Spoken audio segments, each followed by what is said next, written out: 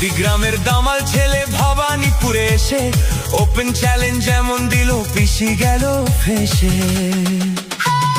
File চোর মমতাটা file চোর, চুরি করা কাজর, মমতাটা ফাইল চোর, পিসি চোর ভাইপো চোর, চোরের দলের সবাই চোর, চাল চোর গরু চোর, ভাটের দলের সবাই চোর।